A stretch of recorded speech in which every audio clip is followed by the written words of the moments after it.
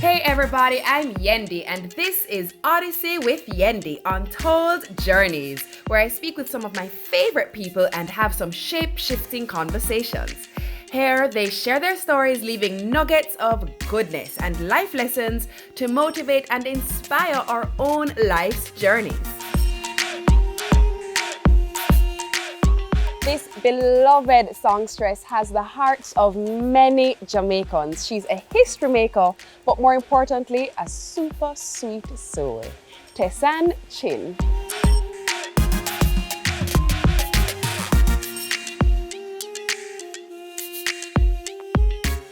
Tessanne. Or should I call you mommy? Mama Tess. Listen now. First things first, congratulations. Thank you, Mama. Thank you very much. How is it going? It's the hardest, most wonderful thing I've ever done in my entire life, but it is just so worth it. And every day I look at this little person, this little human being who is just, getting smarter and more aware every day. It's 5 months now. And I'm just blown away. It goes so quick. It does. My gosh, she was just a newborn, and now she's trying to laugh and trying to give kiss and all these little things. And it's the best thing I've ever done, for sure.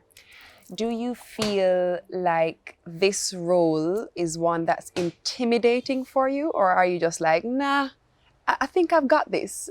My gut tells me I can trust my instinct. The thing that's intimidating about it is that you're responsible for a human being, like a person, and not just a person, but the development of this person, the early psychology of this person, the things that they may see you do or believe or whatever. That's what's intimidating. But my mom, she has always said to me, she goes, you're the best mother for your child.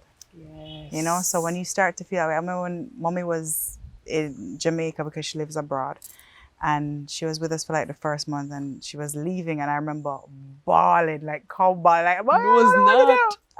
You gotta leave. No, but she was just like, Tessie, it's your baby. You'll know exactly what to do. And sure enough, it happens. But there are still so many times, and I discuss this with Tammy all the time, where you question. Yes. Am I doing the right thing? Is this normal? Is this supposed to be happening now? Is she ahead? Is she behind? And I don't think that stops. I still question. Said, I'm never gonna sure. stop. Yeah. I actually feel like when your little girl is a big little girl and she's on the road, you're going to be like, should I have allowed her to go to that party? I can't even go there. What do you mean do the road? Which road? Stay home. Yeah. But yeah, and it's just been an incredible experience for us, Yeah. So this is where you are now. Yes. A new mommy. But let's go to where this thing started. Let's go to what makes Tessanne, because we all know and love you as our Songbird, but where did all that start? Richard and Christine Chin. Yeah. Richard and Christine Chin. Love them. Gosh. I really Daddy's like famous now. And mommy's like, I'm coming home. Too funny. No, but yeah, I think I was very blessed to be born in the family I was born in. I'm the baby of 5. Yeah. I'm the accident. Are you really? I am. Did they really say that? No, I am, for sure. Tammy was only 6 months when she found out she was pregnant with me again. When mommy found out she was pregnant, that's why we're so close. Yeah. Are you actually Irish twins? Almost. But I was just like, what y'all doing though? Like that, but anyway. But alas, you're here. Here we are. But yeah, I've been blessed to be in the family that I'm in, and with parents and brothers and sisters who were it was a loving home. Like it was, when I think about my childhood, I think about love, I think about laughter, I think about lots of teasing, because we're heavy teasers in our family. I think about music, I think about good food, I think about a safe place, So when you have that as your foundation, I think, it's a good launching pad. Yeah, it is. Just to any experience, just to any life. And I acknowledge that, What's your earliest memory of realizing you had a voice? Oh, that's So mom and dad had a band, Uh-huh. and Tammy and I would like make up dances in rehearsals and all I really this. hope that wasn't the dance. That was mine. Tammy's the dancer, not me. Okay. And the singer. And girl, you can sing. But thank you. But I remember they had this break in rehearsal, and I don't know what took me, but I went up to the mic, and which was a big no-no because my dad is strict and you don't mess with the good expensive equipment and That's all them right. things. But I took that mic and my Auntie Marie started playing do do do do do do, and I was like, that's right. And I remember I got a reaction from them, and I remember saying, yeah, that's me. How old were you? Like 5. What? And you just knew. You're like, yeah. And my mom was like, Lord God, me lose the work. See ya though. See ya. Too funny. And she did. So yeah, that's where I first kind of realized that I can affect people by doing that. Like this causes something to happen. And it wasn't just seeing the reaction of people, it was how it made me feel as a little girl, And How did it make you feel? it just made me feel so, I did something. I did something that brought joy, And it's so crazy that along the way, we have to remember that, because I can certainly tell you that on this journey of music, it did not bring me joy for a very long time. And I had to be reminded of what this was to begin with. Yes. Yes. So even just talking to you about that right now, I think to myself, that's what it was. It made me feel joyful because I was acting in service of that gift. Oh, come get a pause. We need a pause. No, I'm joking. Man. Yeah. And then you decided that this was going to be a thing and a career, but you were still very young when you actually made your foray into the professional space. Walk us through that. So after a brief, Tammy and I did high school in England. And I remember being there, and I remember being exposed to so many different types of music, and of course having older siblings helped with that as well, because they love music too, right? But I got really into like Skunk and Nancy and Cranberries and Oasis, and then System of a Down and Limp Bizkit and all these rock bands. Go figure. And it did something to me. It moved me in a different way, and I decided to come home to Jamaica because I at the time I was just like, well, I know what I want to do. I probably should have gone to university, but I know what I want to do, and I'm going to go home and do it. Were you given an ultimatum of tertiary education or music, or no ultimatums? Okay. My mom was just like, well, yeah, I think she was also grateful for the fact that they wouldn't have to find money to send me to university. She was like, on the fifth attempt. You want to know? Don't do it. Yeah. But that's just, to me, it was also them showing faith in the fact that I could do it. And looking back on it, as a parent now, thinking of what she must have been thinking in that moment, because you don't ever want to step on your kids' dreams. You don't ever want to tell them it's not possible. I'm sure she must have been so scared for me also, because that's like a whole different kettle of fish. World. Yeah, absolutely. But they believed in me, and I went home to Daddy, and I was like, Daddy, I want to sing. And he did everything in his power that he could to just expose me to karaoke. Because I wanted to sing, but I was so afraid. But you're so good at karaoke. So many of us actually became familiar with you because of karaoke. At Chaser's Lounge. I love that place. And I remember getting upset when they'd put my name up because I didn't have the balls to do it myself. Oh Lord, I said that word. No, you didn't say anything. Sorry. What did you say? I'll say it again. But I was just, I used to be terrified of like cracking. Yeah. That was like my worst nightmare if I went up there and I cracked a note, Have you ever cracked in your life? Absolutely. Really? But now we know how to spin it and not to judge ourselves so harshly on those notes. So you're up there, you're doing karaoke. Yeah, and it helped me to kind of come out of my liquor shell, because naturally I'm very much an introvert. You are. I'm very much an introvert, and I like peace, I like quiet, I like order. Yeah. So even doing this very thing, doing music the way you've done music, puts you in a bit of an awkward position. Absolutely. Because it goes against everything that is right. comfortable to me. Yeah. You know, so, but I think a lot of artists will have that experience because a lot of artists are introverts. Absolutely. And it's the biggest conundrum. Yes, it because is. how do you explain? You're like, okay, I have this God-given talent, and if I wasn't made to be doing this, I wouldn't be this good at it. Right. But I struggle with what comes with it. So it's a constant. That has been my entire journey with music. Yeah. With just, and it's not, I should rephrase that. It has not been my journey with music. It has been my journey with the industry. Right. Music has been apart from God, it has been the longest relationship I have had. Right. Right? It has been the thing that has seen me through to childhood, through to adolescence, to young woman, to now, you know. But the industry and what comes with it is what is very challenging to me. Yeah, for sure. You touched on something a while ago, and that was when you mentioned your biggest fear being cracking and learning, one, not to crack, but how to navigate that feeling and not being so harsh on yourself. Let's walk through that a bit, because I absolutely understand that you are probably your harshest critic. 100. How did you navigate that, and how are you working on bettering that? I think you navigate it because if at some point in your career, if you're blessed enough to be doing multiple shows,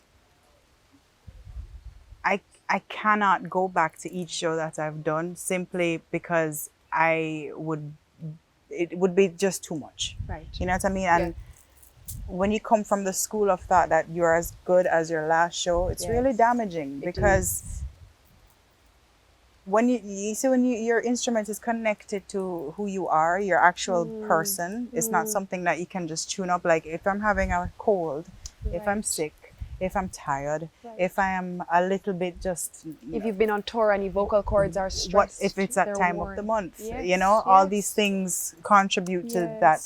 I had to learn real quick to just leave it there. And I found that you do a better show in that way because you stay in that moment and you're able to just give it there and leave it. A word, Tess, a word. Oh, look at me. I'm like, there's my notepad. Push, pause, rewind. No, but it's true. Like if I was to stop and critique everything I did, I wouldn't have time to be present in the moment. Right. You know? And how important is it to be present? It is. Absolutely. Absolutely. Yeah. Let's talk a bit about the rock band, because as you say, so rock music is what you're really feeling, and you discovered you could go. I really hope you didn't. Something like that. You're so gracious. But rock music or soft rock in the Jamaican space was like, wait, wagwan. But there's a whole underground scene here that was still pumping. is. Yeah, absolutely. I think the part of it that connected me to it is I never how do I put this? Not that I didn't feel I didn't fit in, but especially coming from Jamaica and being, you know, in a place like England, in a place like Warwickshire at the time, weren't a lot of kids that looked like me or had my experience or coming from where I come from, you know. And in some ways it was most definitely an asset. Yes. But in other ways it was, you know, the comments and they go back to your country and you guys live in trees and all this stuff.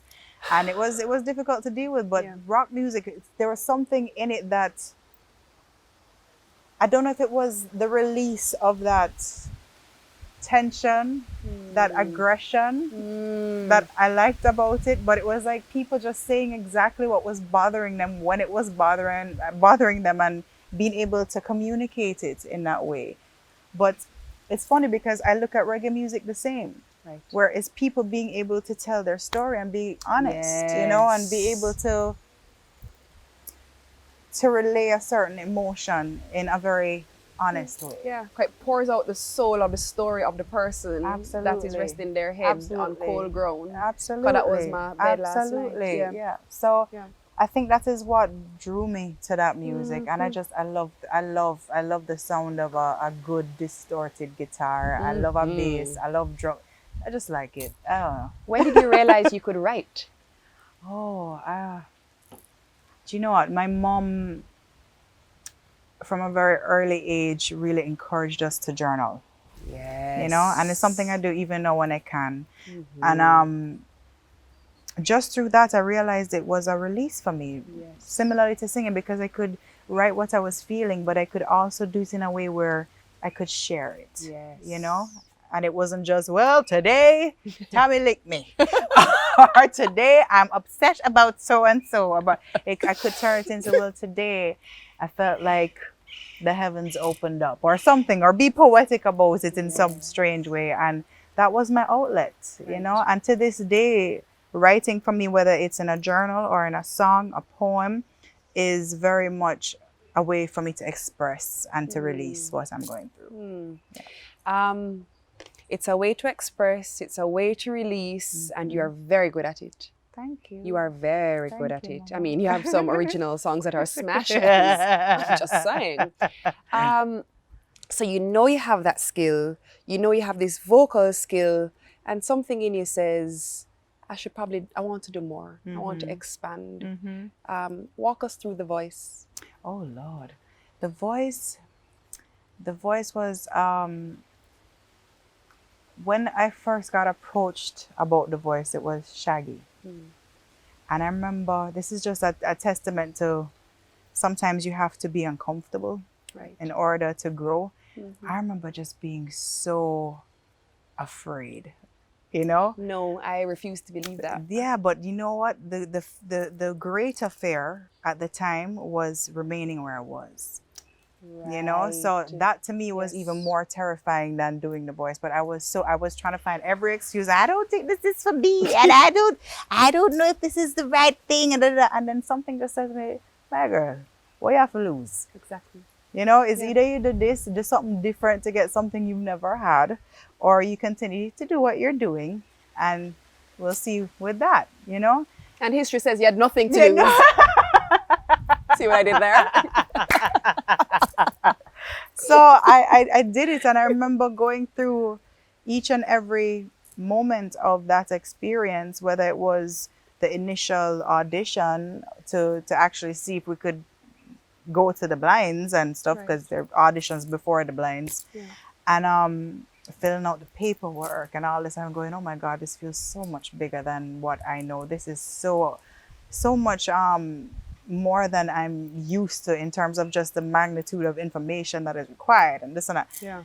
And I remember though, every time I was blessed enough to pass a certain milestone, feeling like, okay, that wasn't so bad. And then you realize the anticipation of something is actually worse than actually doing it. You know? Word. The anticipation of something is actually worse than the actual thing itself, whether it be going on a plane or doing an audition or having an interview with someone. We tend to build these things up in our mind, and when we actually get there and we're just doing it, we're doing it. And we often talk ourselves out of it because of the anticipation and the anxieties and the I do it all the time.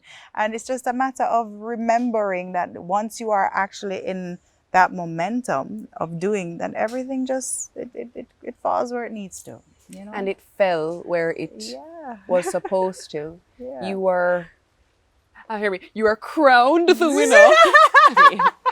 Do I have a type of lingo here?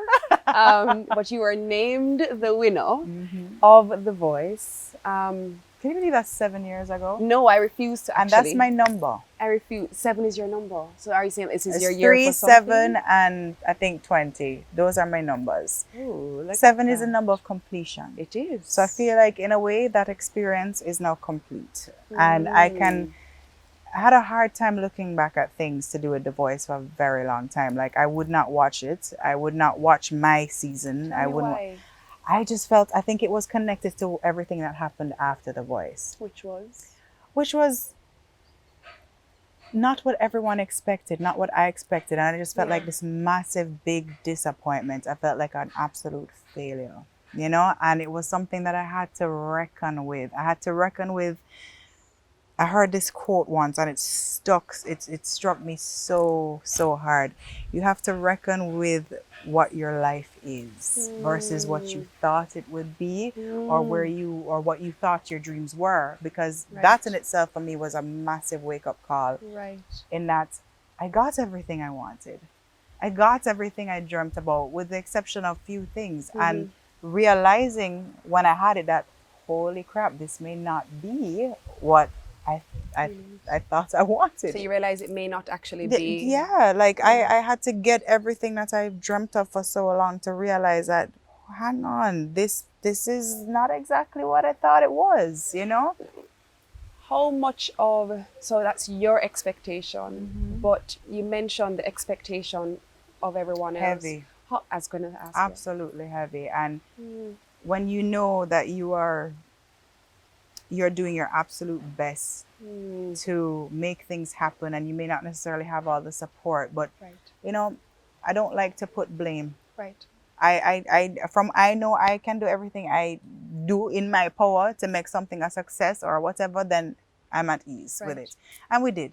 Right. You know, there's nothing that we could have done differently. There's nothing that we would have done differently, because it has all brought me here. Right. You know, but it was just a lot of expectation and a lot of pressure.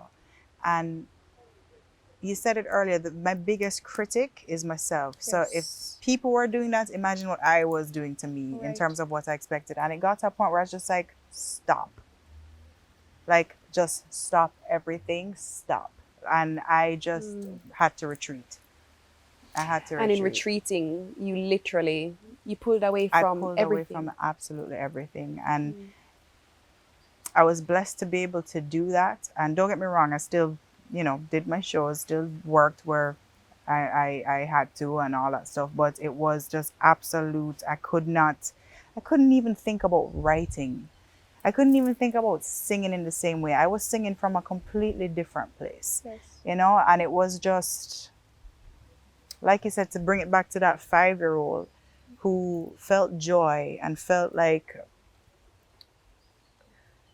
who was in the moment of being part of that gift and part of that blessing. I completely just was so disconnected from all of it, and it just became something I had to do. And it's routine. Yeah, and it was like trying to figure out, okay, so I'm really great at this, and I believe this is my calling, but what if this is not what I want to do anymore? And reckoning with that too, because that is like the scariest thing in the world. Because it's all you've known. As you It's say, it was all your bread I've and ever butter. wanted. Yes, Yeah. it's all I've known, it's all I've ever wanted, and it's what I'm gifted at. Right.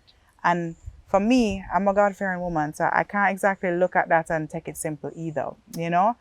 Yeah. And honestly, I believe the birth of Zaya, there are a lot of things even during pregnancy that were laid open, you know, and had to surface in some way. And I said this to you over the phone, I believe these babies, they come into your life and they break you, you know, but they heal you in a weird way, you know. And I believe that she came into my life at a point where it was just like, okay. And for the first time in my life, I want to write. I want to sing again. I want to be on stage. It makes me cry too, because I was the furthest thing from that, you know. And I give God thanks, because it reminds me that we're here in service, and it reminds me that this thing, this singing, this whatever we are doing, you having this wonderful platform, it's not about us. It's not. So, and the minute we start to make it about us is a moment that we've lost the plot. But it's so funny, because isn't that life? Yeah. The minute the ego gets in the way, the purity and the beauty of what it is gets a bit skewed. Absolutely, the integrity of it. Yeah, the integrity. The integrity of it. Oh, Yeah. that's And it. I used to have really bad like stage fright in terms of get super nervous, like don't want to talk, don't want to do. And my mom was like, you know what? You're nervous because you're making it about you. And I was like, what do you mean I'm making it about me? Like, I don't want to cry. She goes, no, you're there to serve people. You're there to share the gift, you know? And I remember that made me think of it completely different after that. But it's all, I mean, it's all experience. You But know? what a gift it is, because Thank you. Tess, when you sing, you know, people, yay, sweat. you know, sweating, eh? Oh, you don't even want to admit that we're crying. No, but seriously, and Thank you you. just, I mean, I cannot count how many times you sent chills through my body. Thank you. And I'm just like, that's just not normal. That is a divine gift. So I totally understand where your mom was coming from, especially knowing what you possessed, you know? Yeah. Oh my gosh, it's not normal. Just have to get out of the way of it sometimes. Yeah, For that's sure. a word. That For is a word. sure, We yeah. do get in our own way a lot, you know? We do. And I get in my head a lot. Yeah. You know, I'm definitely a Virgo girl. Classic overthinker, worry for everything, perfectionist. I have no Yeah. idea what you're talking about. Yes, you do, because you're one. Are you September?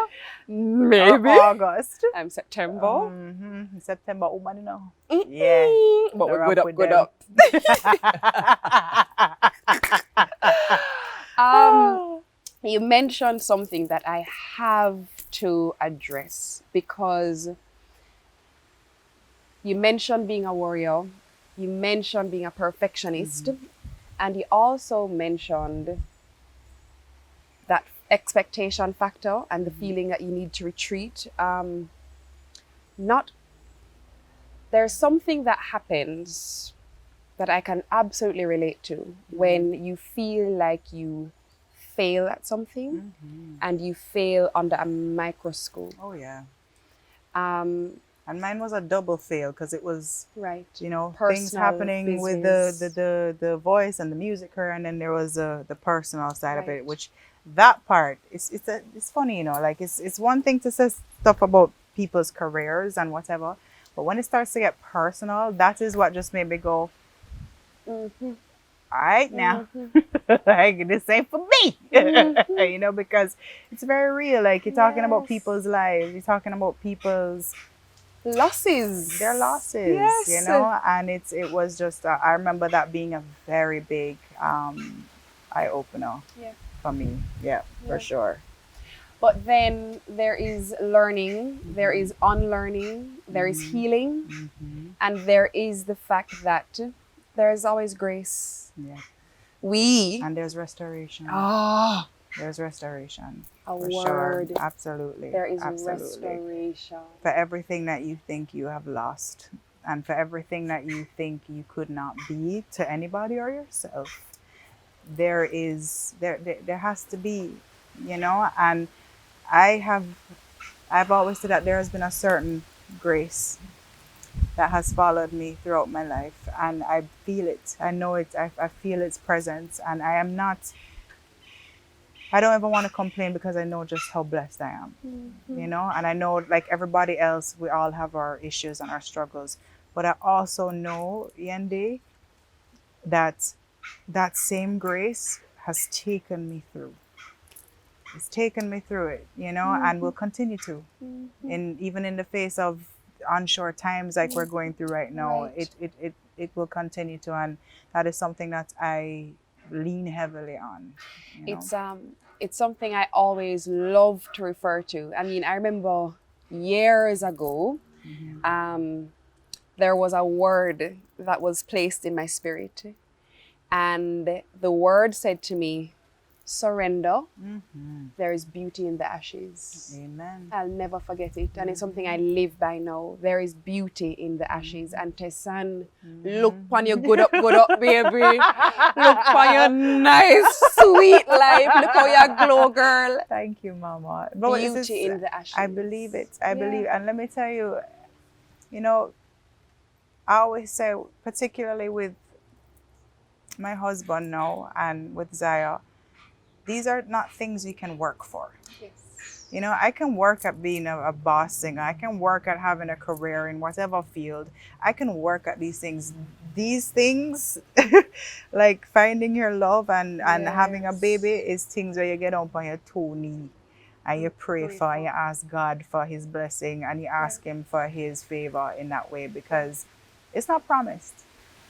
It's not promised, you know, and I've wanted to be a mommy for a very long time. So I'm happy that I finally get to be a mom to this beautiful little soul. Yeah. You know? How much do you think having Zaya will now change even how you deal with your own weaknesses? How much do you think that will make you say, all right, hold up now, because I'm modeling for someone here, and these things in me I need to address? Lord have mercy. It's the most terrifying thing. Yeah. You know, because they're little mirrors to you too, you know, as well. And I see and I know she's just 5 months now, but I know that the minute that baby girl starts to walk and talk and have her thoughts and whatever, I'm going to see myself there, and I'm going to see my husband there, and I'm going to see her unique self there as well, her individual self. And there's so many things that, of course, as a mom, as a woman, I don't want her to have experiences, the same experiences that I had. You know, I don't want her to feel the same things I felt growing up that are negative. Not everything, because I had, you know, a wonderful experiences too. Yeah. But there are certain things that I know from now I'm gonna have to be like and not kill somebody. Because I want to see you grow. Yeah, or you know, and I want her to just be. I think the greatest gift you can give a kid is to just let them be them who they are, you know. And I pray I can give her the room to do that, but also the guidance to kind of help her along, but to just not put my expectation on what I think Zaya should be. Just allow her to be, you know, and get to know her as she is, as she has been made to come here, who she's made to be in this life. Yeah, that's my wish as her mom, for sure. Absolutely, that's beautiful. Yeah. What's something about you that all of us would least expect?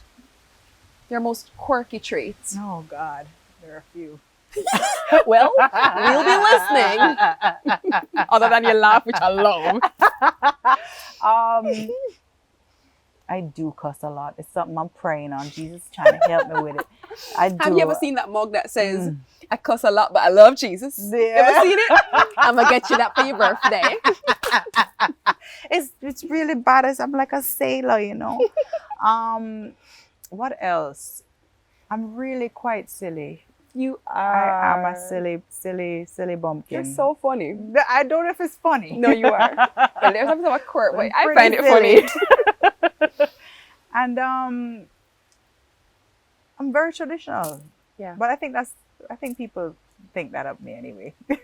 I'm very traditional. It's funny because you point to me because I think you know I have a traditional approach, but I think people least expect that here. No, I've met your daughter and she is just a delight, an absolute delight. And if I may say so, you know, she is a sweet, sweet girl.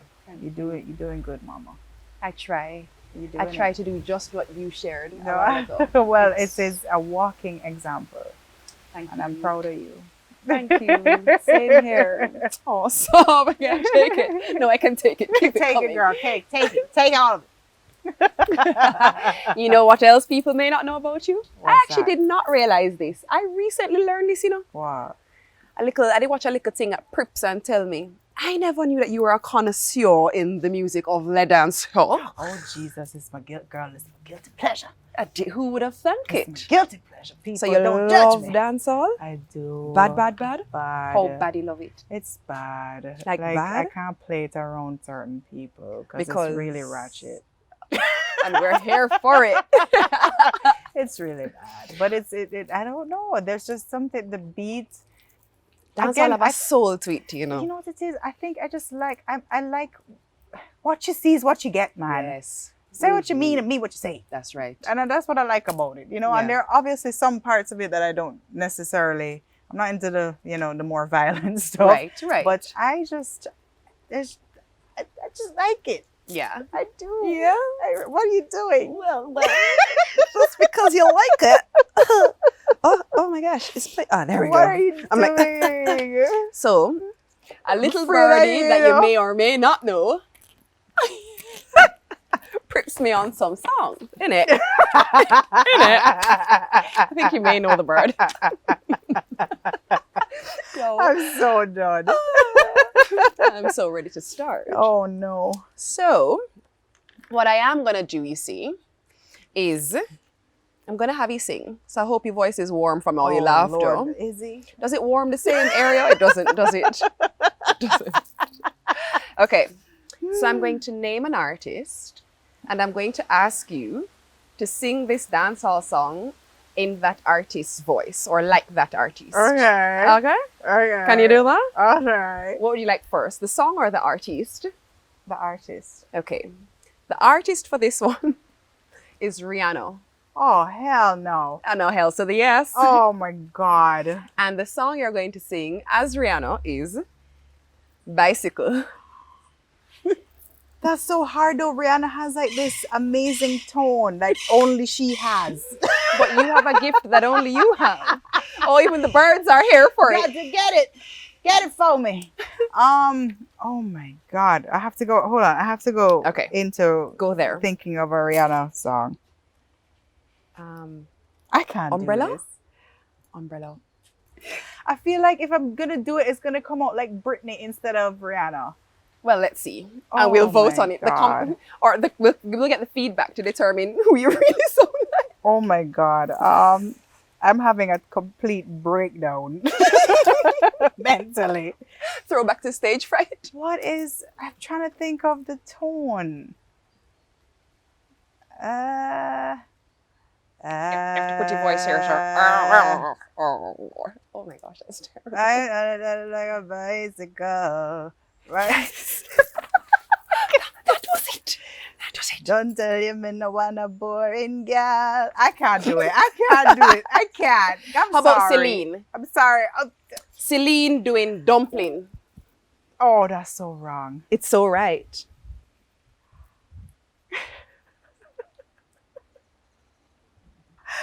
Out and bad them stunted. Hold on. I have to get it right. Talent. All them sweet like dumpling.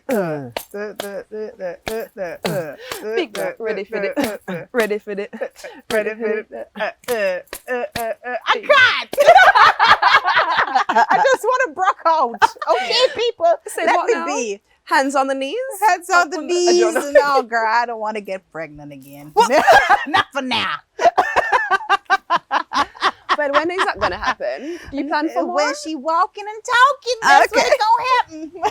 Fever Fever. as Tessanne Chin. Fever. Fire, fire.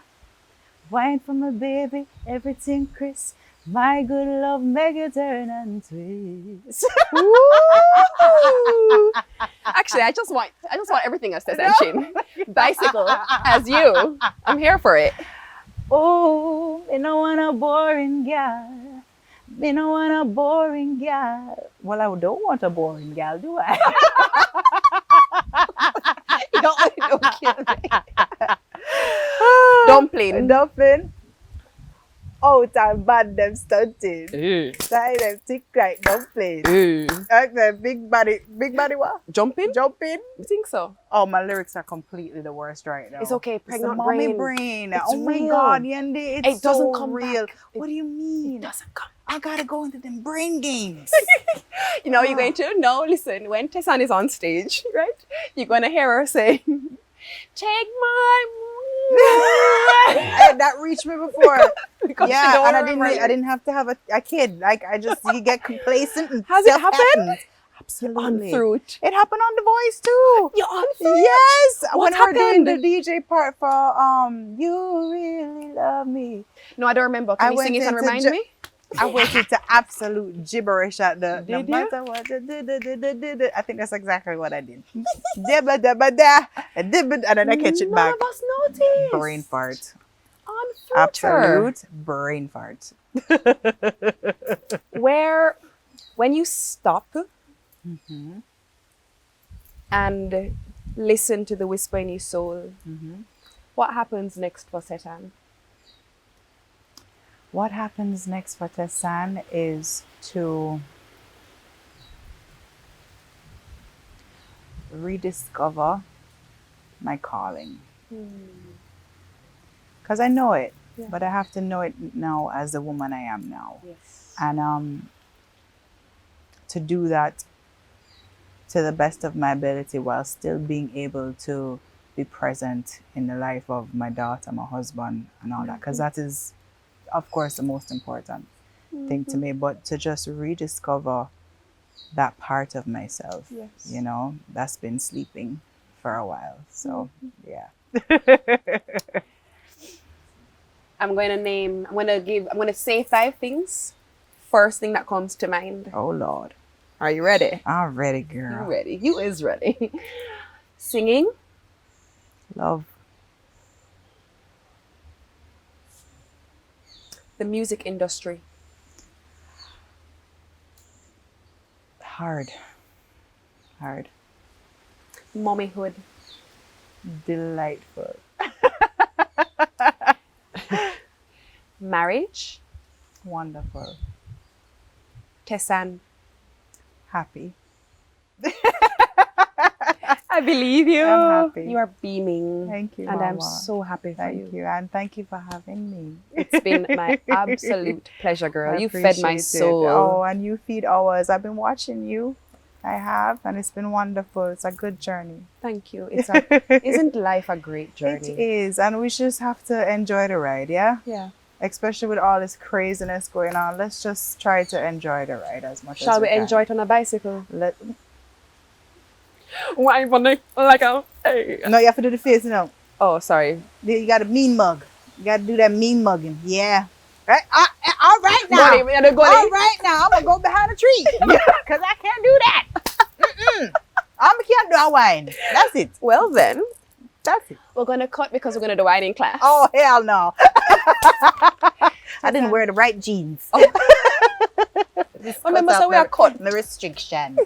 Thank you so much. Thank you too, Mama. Oh, I adore you. I adore you too, Yendi. Oh. Nice like pie. No.